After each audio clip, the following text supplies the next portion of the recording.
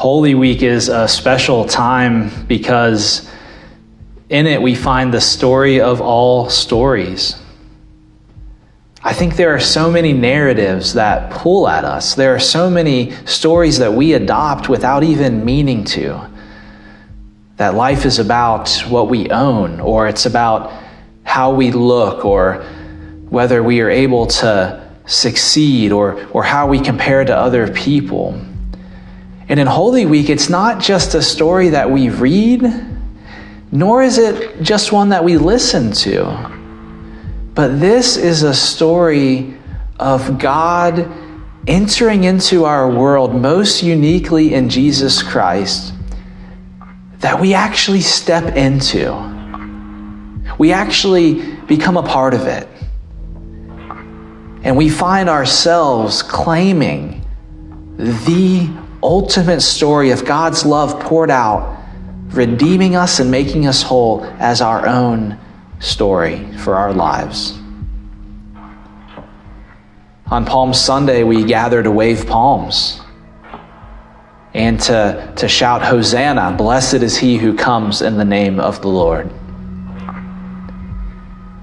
On Holy Monday, Tuesday, and Wednesday, we have these brief services of evening prayer so that we can pause and acknowledge the sacredness of this week. On Maundy Thursday, we have two services this year, a 5 o'clock service of foot washing for kids and for their families. This is a way that families can share in the servant ministry of Jesus.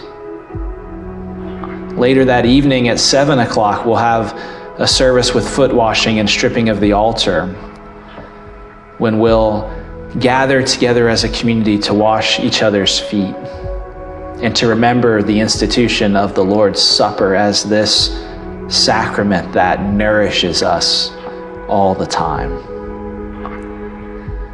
That night, we go to Gethsemane with Jesus as we hold this vigil, the Gethsemane Watch.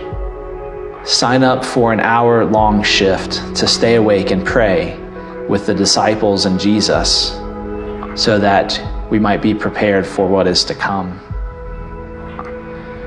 On Good Friday, we have a beautiful, beautiful practice of carrying the cross from one corner of our property up to the church, the Stations of the Cross.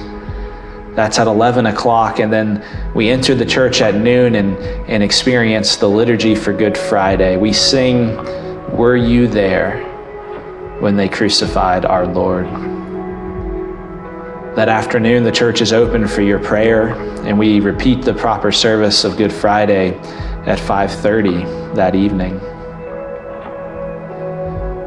On Easter Sunday, we gather and we discover that death does not win.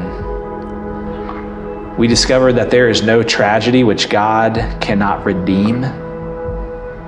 And we find for ourselves and for our community this incredible hope of Christ risen, the tomb being empty, of us being in relationship with Jesus Christ, not as some historical figure, but as one who is alive and moving in the world. I hope you'll join us. I hope you will share in Holy Week with us this year to discover the story of God with us and for us as never before.